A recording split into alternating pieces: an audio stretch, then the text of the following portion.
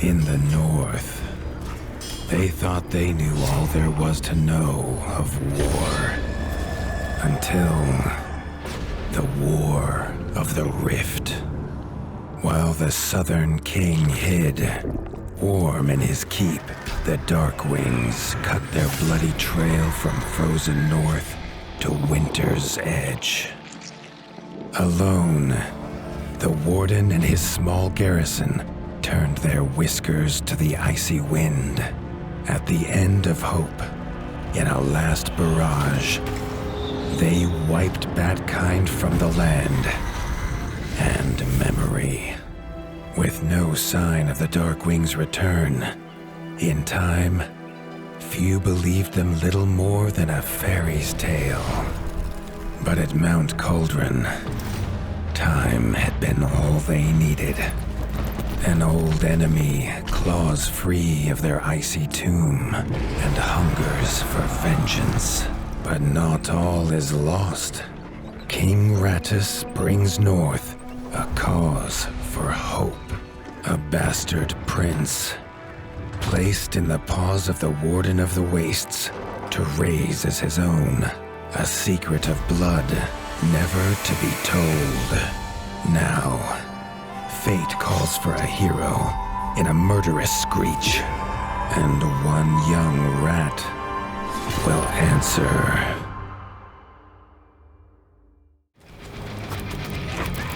Arlo had found the reason his friends had fled. The taunting shrieks revealed that this was Baron Frostavik, son of the Darkwing who took his father, and therefore a perfect target for his revenge.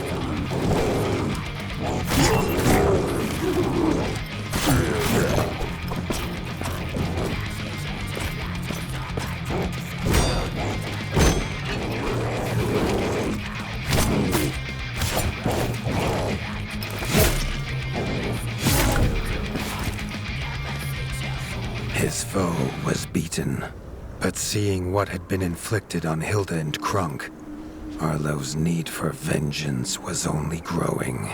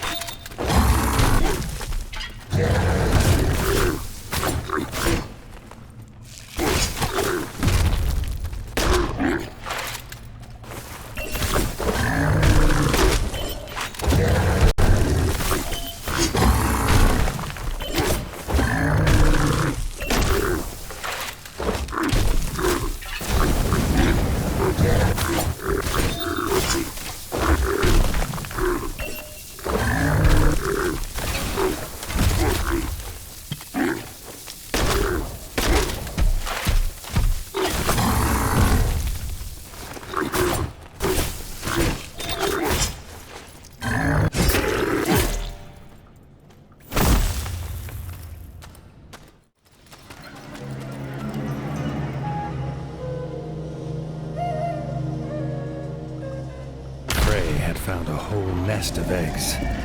She was uninterested in who the owner might be, but the mother Slither Scale was very interested in her.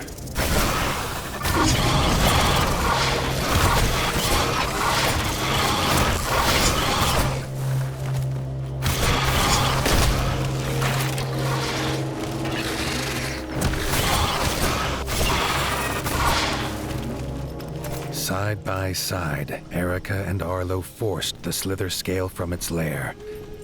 Erica would not leave Frey to travel alone. They would see him back at the Parliament.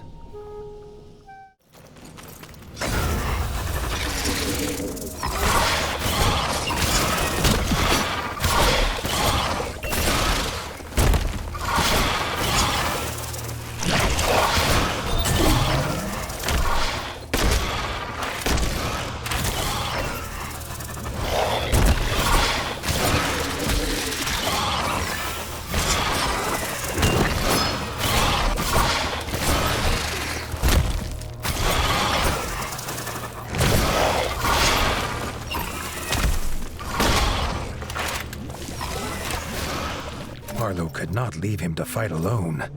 There was no stopping him until the Slither Scale was defeated.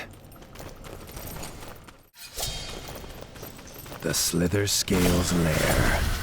They would end its tyranny here and now.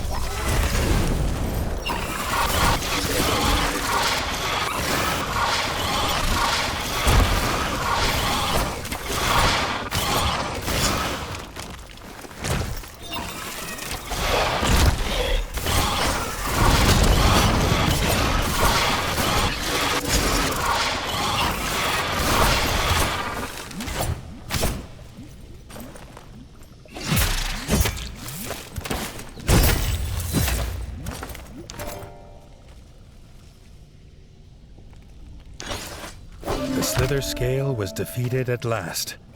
The young ranger took no spoils, and with only a brief hoot of thanks, he was gone. Arlo hoped the ranger's thirst for revenge was finally sated.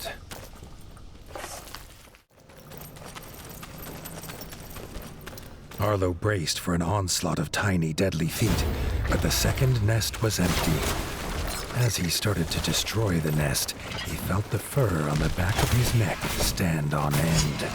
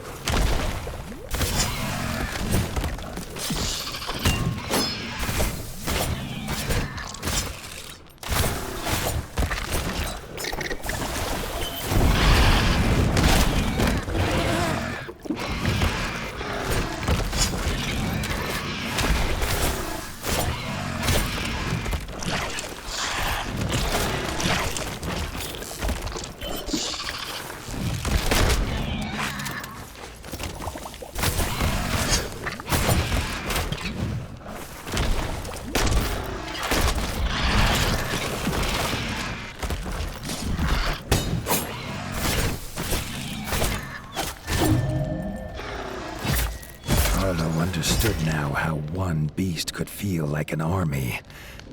He wondered if he would get a bonus for felling this giant as well.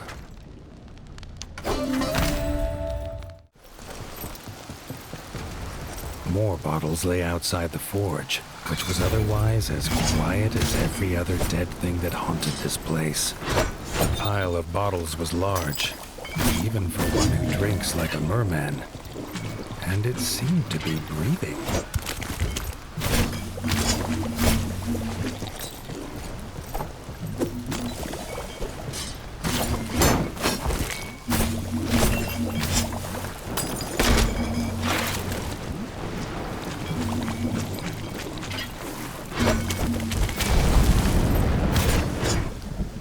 Arlo was amazed the merman could swing his hammer, let alone see who he was hitting. A couple of thumps on the head soon brought him to his senses. Something else came his way.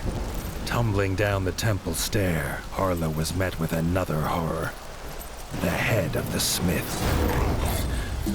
It was Arlo now who took up the battle cry.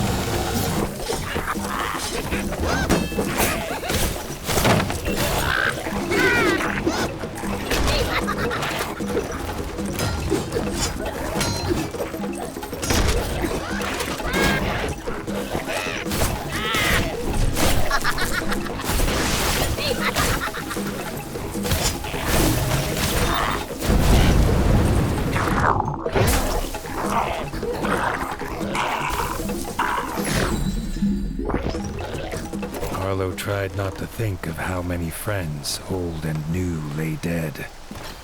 He still had more to do. They crept up on the eight-legged monstrosity as she ensnared another frog in her webs.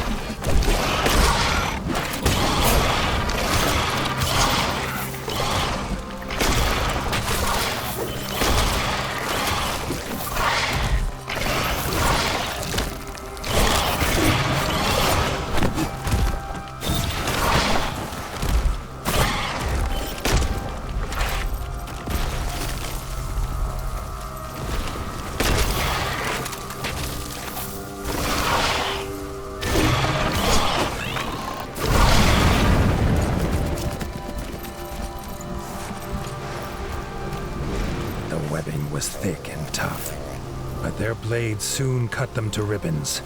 Short Tongue sent the terrified frog toward Bogmire Forge. Injured though she was, the queen had no intention of giving up her hunt. Her young hungered.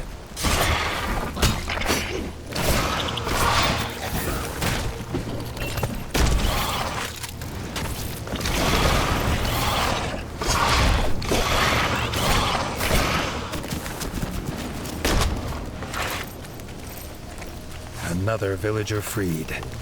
They too headed for Bogmire, and Arlo wondered how many more frogs it could take.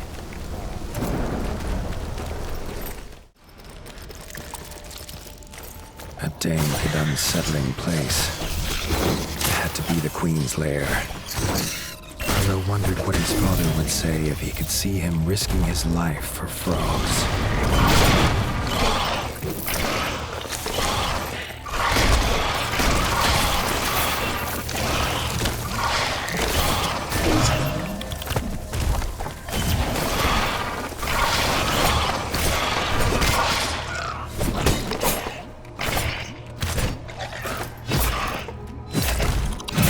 Tailspinner Queen was dead, and the frogs were soon at work rebuilding the village.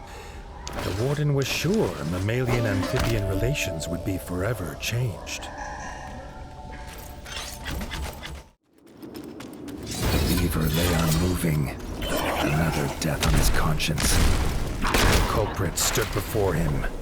Arlo did not have his father to aid him. This time he would fight alone.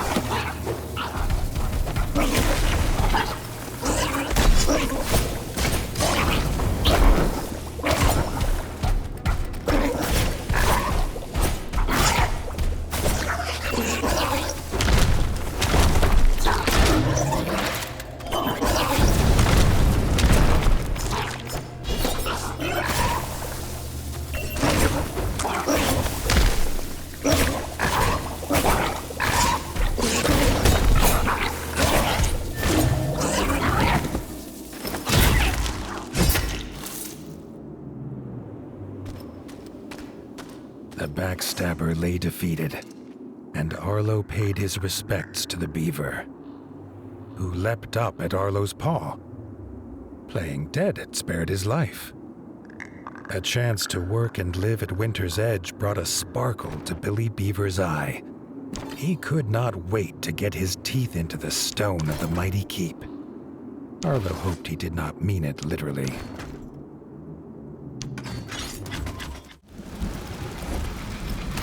As they came to the top of the ruins, they saw Little John. His smile at the sight of his father was the last he ever made. In a flash of bad teeth, his young life was ended. Robin's rage was terrible. He charged at the Darkwing, unleashing a hail of arrows.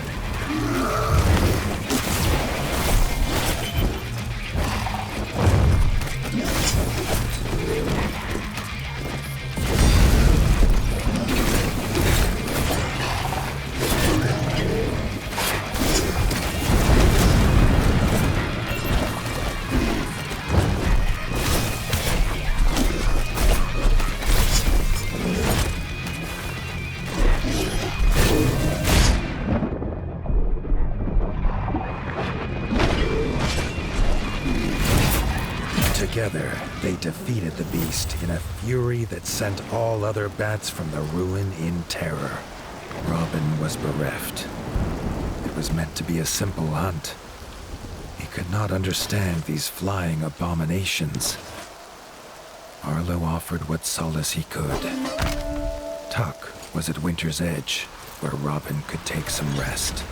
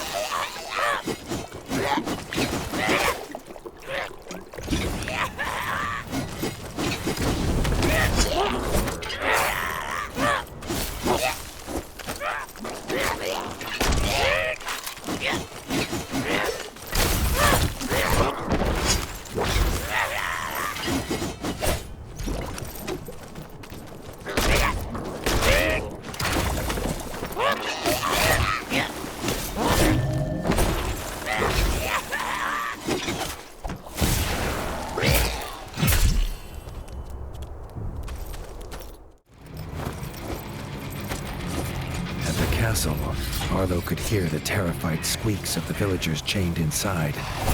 Only the Darkwing General had the key, and she would not hand it over alive. Arlo needed no more reason to kill her.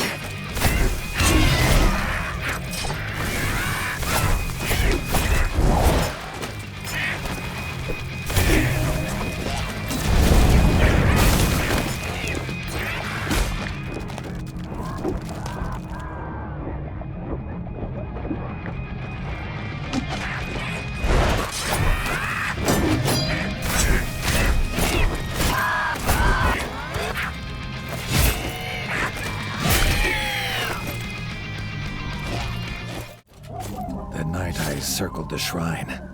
As Arlo looked closer, he saw Lorenzo, blood pouring from his arm. This strange cult of owls were no healers.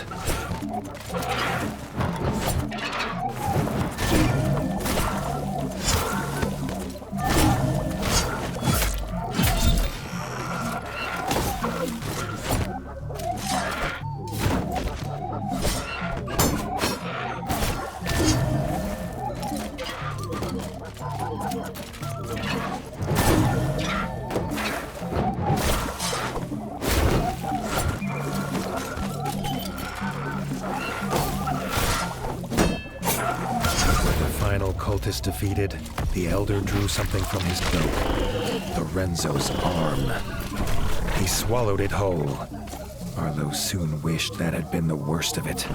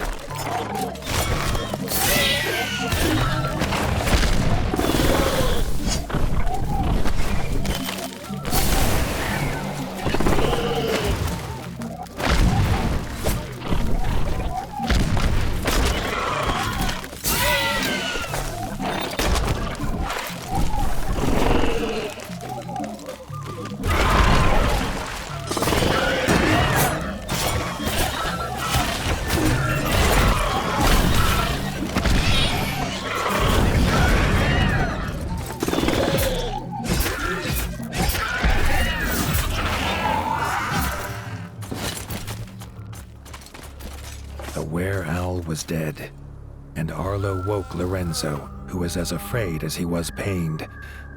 Arlo sent the scared badger home where his brother was waiting to help him.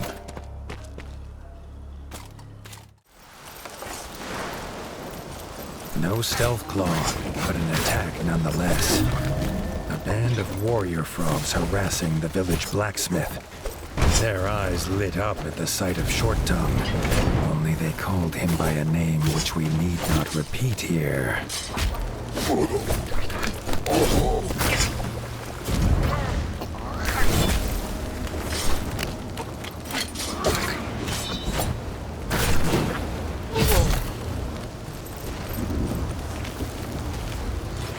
Short Tongue and Arlo returned the insult, and with more than words. The blacksmith was glad to head to Bogmire in safety. All should have been silent in the blacksmith's wake, but Arlo was suddenly aware of a squelching of mud around them. The stealth claw was here.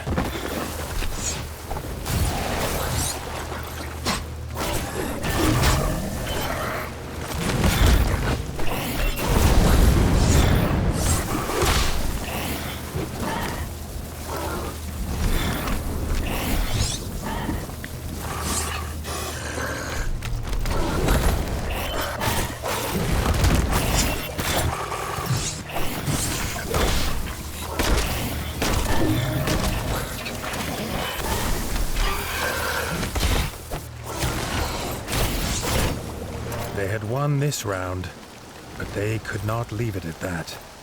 Frog and Rat agreed to hunt the stealth claw to its lair.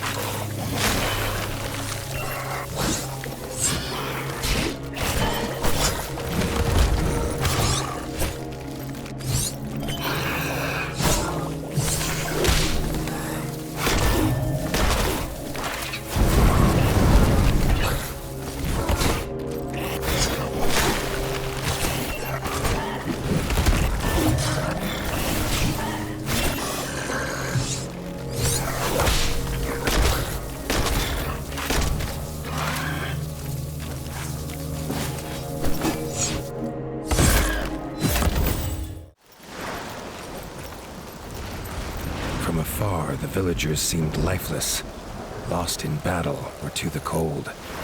But up close, the truth was revealed. They were training dummies.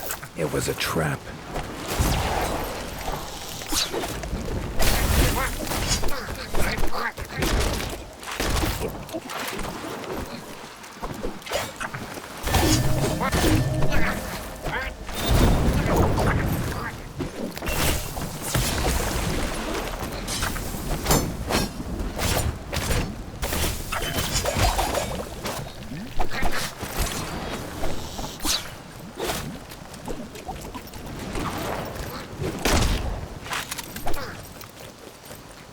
The assassin was vicious, but Frog and Rat held their ground. Injured, the attacker fled, but Short Tongue was not about to let him escape.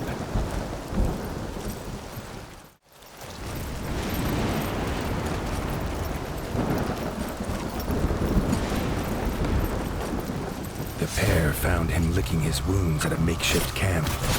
The assassin seemed to forget his pain as he took up his weapon.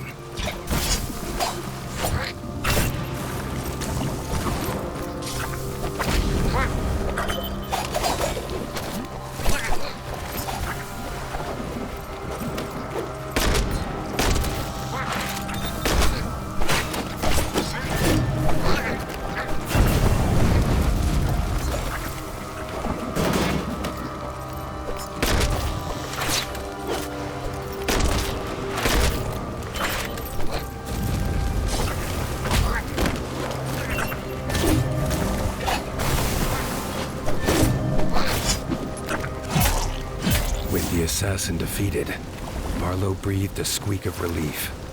But Short Tongue was not done. He needed to know who had sent them. The warlord sat surrounded by enslaved frogs and laughed at the pair's demands for their freedom. He had a surprise for his guests. The stench of the dungeon hit them as hard as its floor, a floor that started to shake, and from the shadows emerged the largest toadcor that Arlo had ever seen.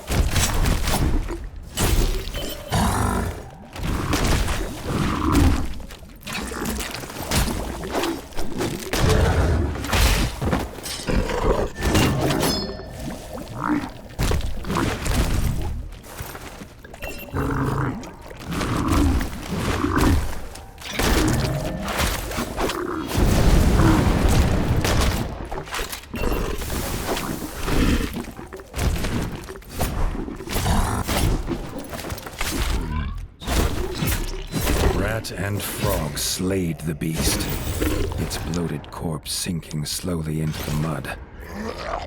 Arlo felt a pang of regret. It had been a slave as much as the others. They found the warlord's soldiers celebrating the pair's defeat. Rat and Frog were happy to correct them.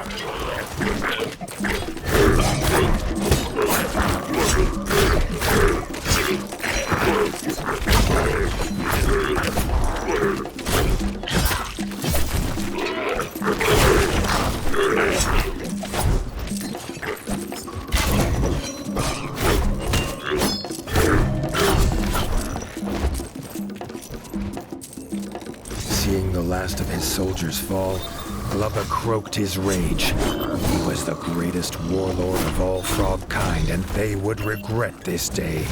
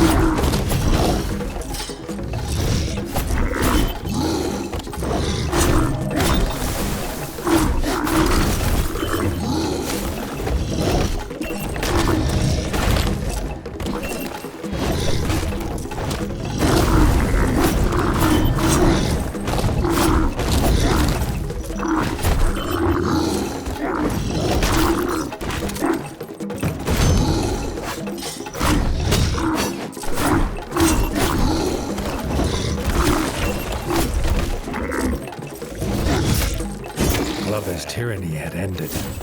Short Tongue offered the frogs a home at Bogmire Forge. Together, he and Arlo had freed the rift as well as the frogs. Perhaps this would be an era of peace for both.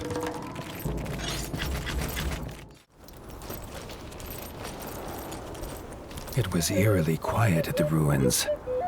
Tuck had everything ready for the trap. It only needed Arlo to toss the blood fruit into the cooking pot. The stench would be sure to attract the beast.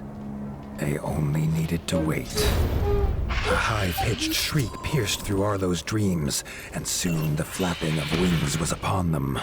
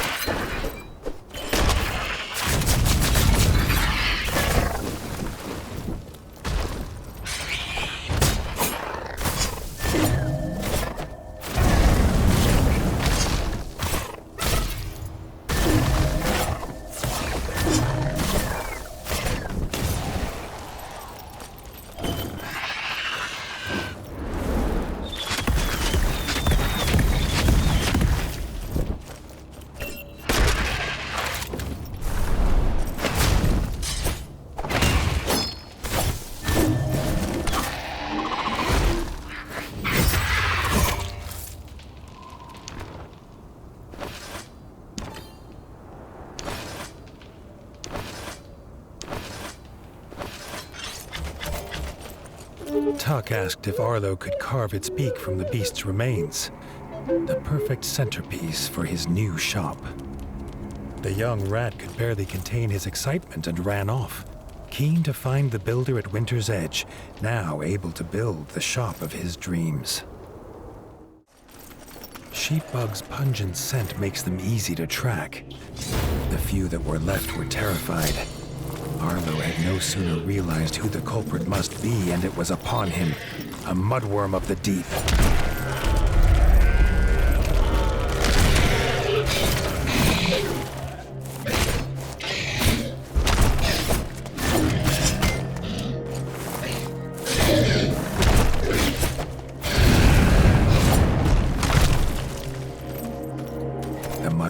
turned and sped away, but Arlo followed.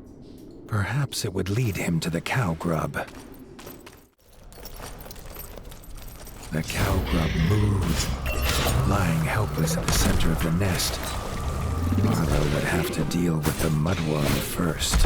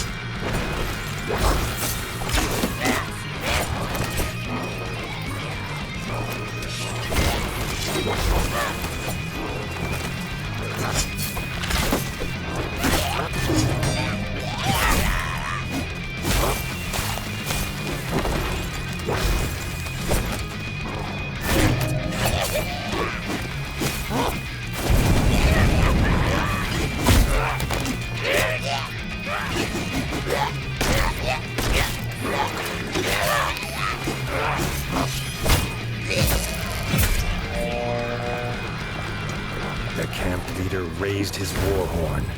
Its unearthly screech seemed to stir the very air into fury. This was not the wind, but the beating of leathery wings.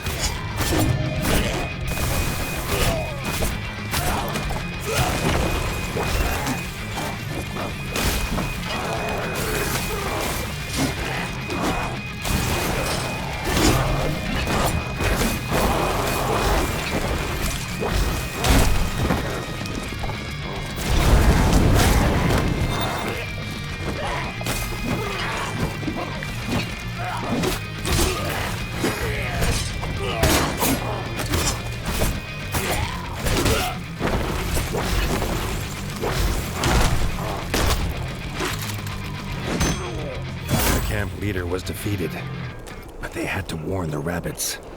Darkwings were on their way.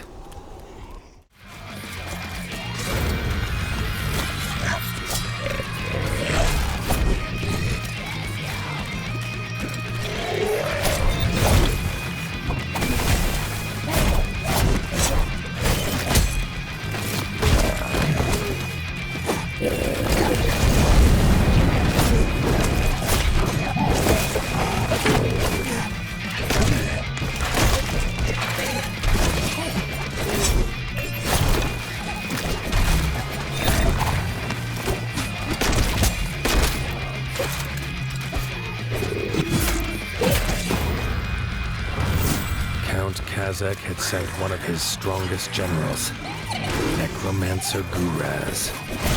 His defeat would rob the bats of a great weapon.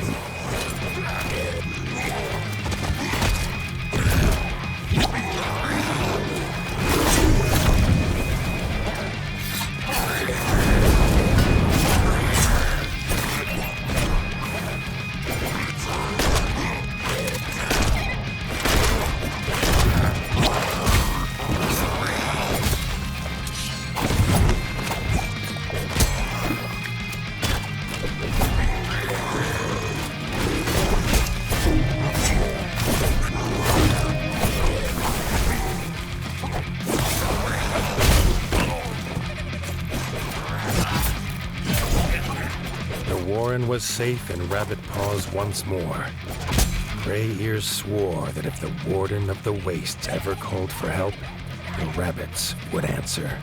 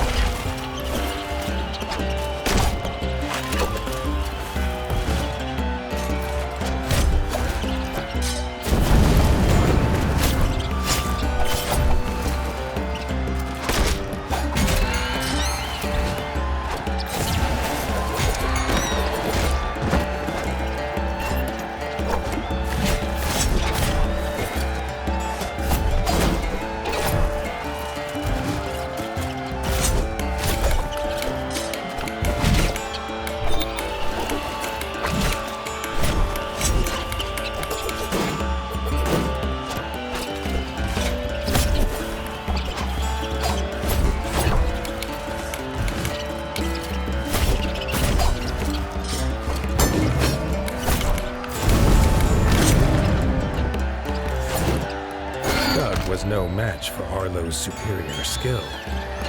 Reggie could already see this would be a tournament that they would squeak of through the ages.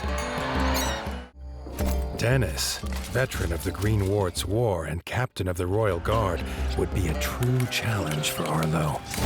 The crowd's cheers for the king's brother echoed off the arena walls.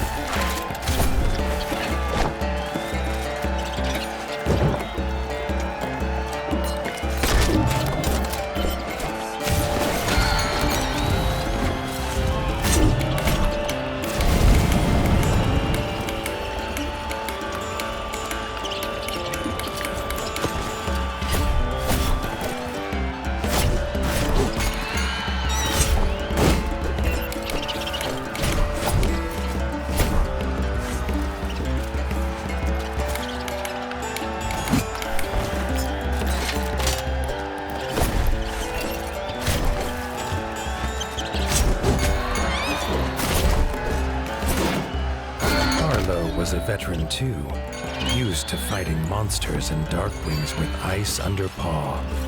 Denis did not compare. Now the crowd cheered for him.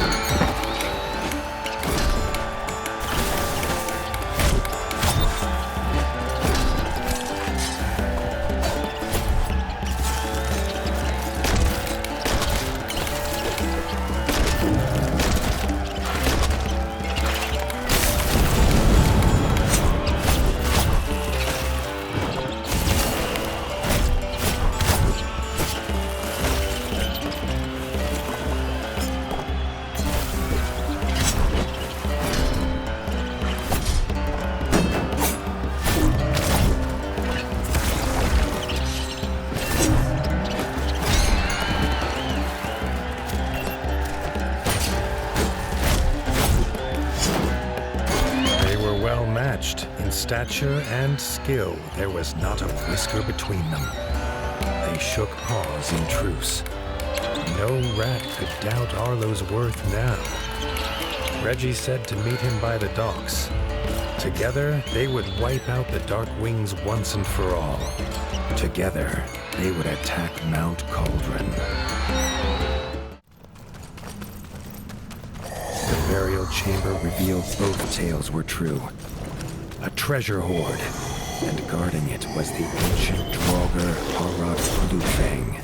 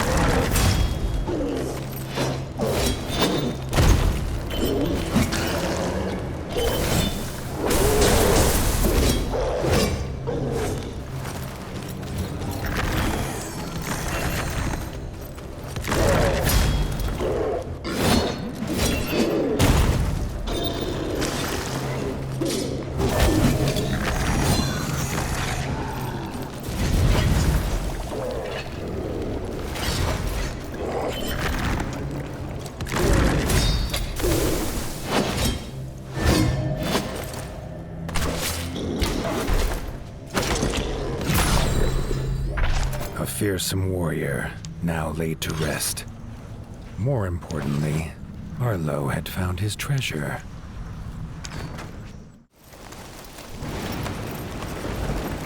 The stench of the Toadcor's rotting body had drawn Arlo to the area, but it seemed like it had also attracted a hungry Sky Scorcher.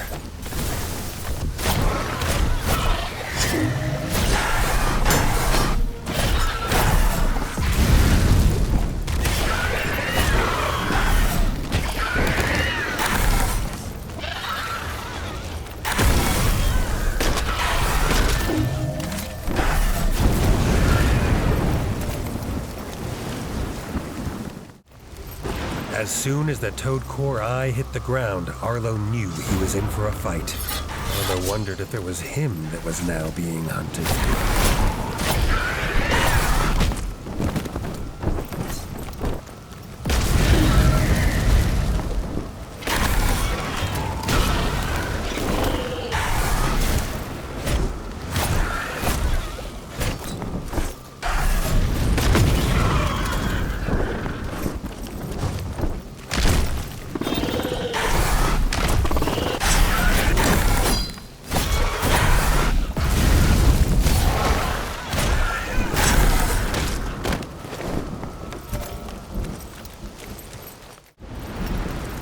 Arriving at the nest, Arlo was surprised to see a Toadcor, especially as they had become a favorite meal of the Scorcher.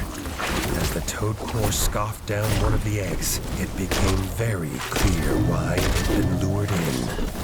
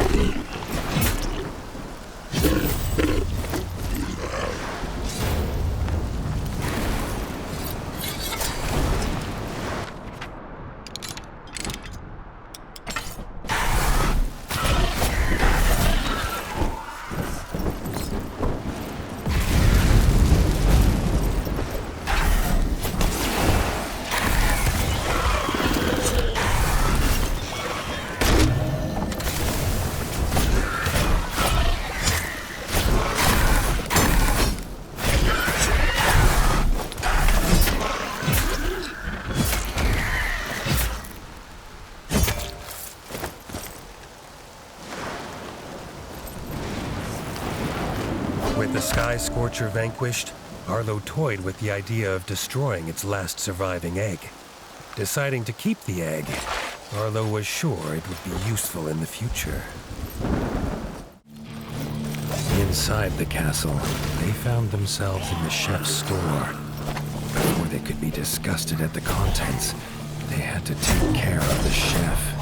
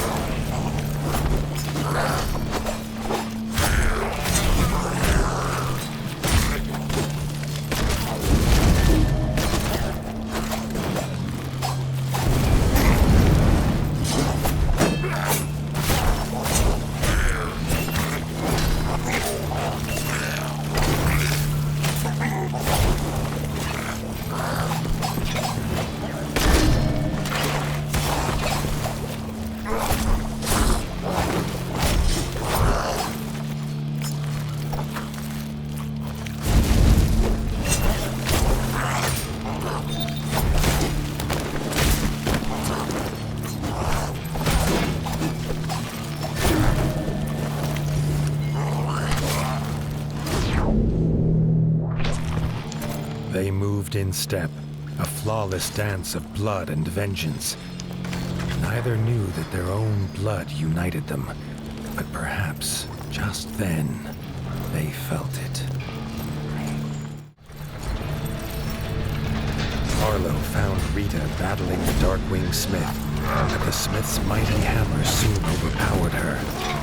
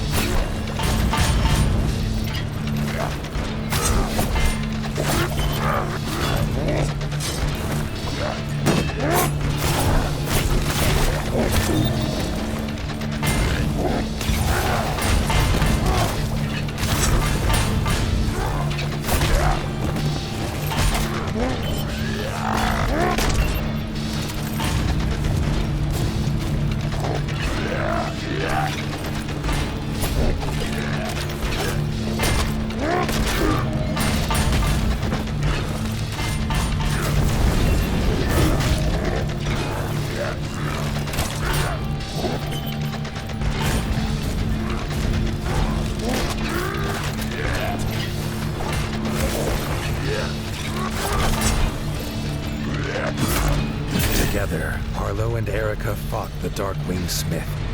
The fiery heat at the heart of the mountain burned hotter than any forge. They entered the huge throne room.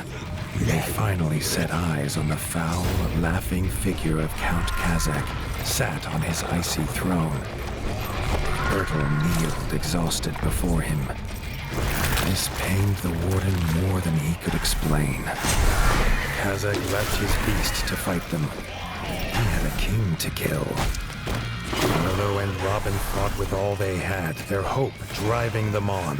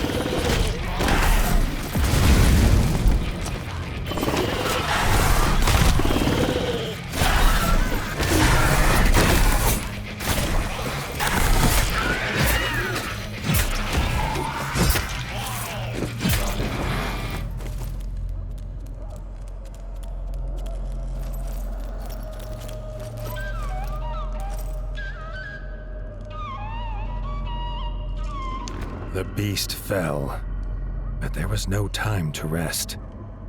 Leaving Robin to tend to Bertle, Arlo headed to the summit to find Reggie. The icy wind bit at his fur as he emerged on the peak.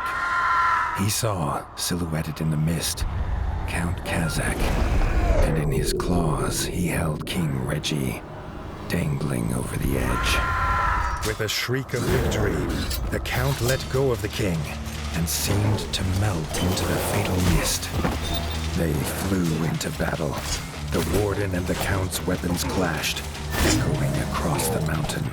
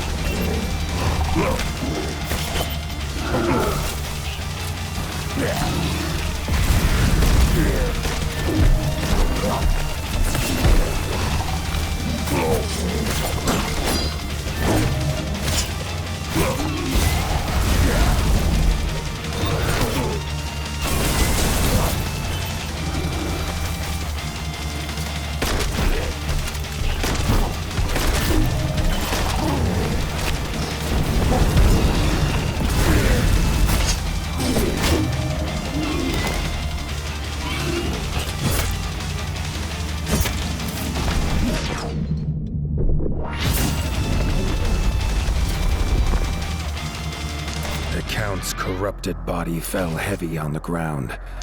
Arlo rushed to the edge, calling for the king, but the only answer in the mist was the icy wind.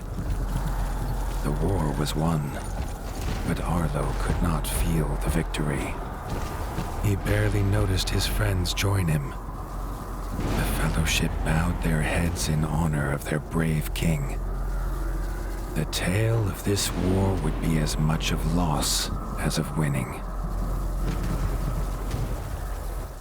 They returned to the Crimson Keep in near silence, each with their thoughts. There would be no victory parades.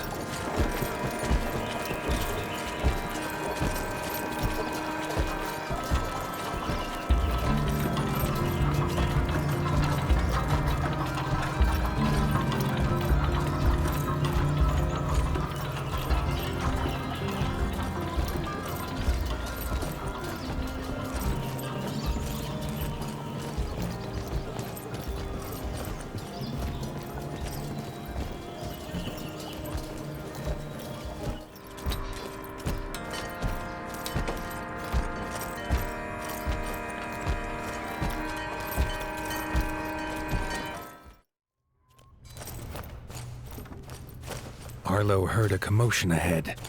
In the throne room were raised voices. Bertle stood in front of Reggie's throne, holding the crown, asking who should now carry this burden.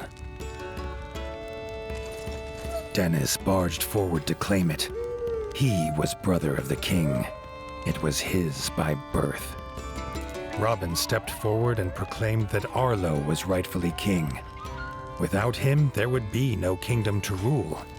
He had proved himself on the peak. He was not alone. Leaders of the clans stepped forward and echoed their favor of the warden. Arlo objected. He had no claim here. Bertle slammed his staff into the floor to silence the rising voices. He had a secret to tell. Arlo's father was King Rattus. Bertle himself had delivered him as a child to the warden. He had a claim, if he was willing to take it. Arlo felt the truth of it, and the paw of destiny seemed to push him forward to take his place upon the throne. Bertle placed the crown upon his head. The weight of rule was his now. Denis had been forgotten in the shouts of joy from the clans. He raised his blade and swore vengeance. It was his birthright, and he would reclaim it from this usurper. Arlo set aside the warden and became the king. A new dawn broke over the land, bright and clear. The king sensed it would not last. The promise of his half-brother would surely mean war would come again. But that, as they say, is a tale for another time.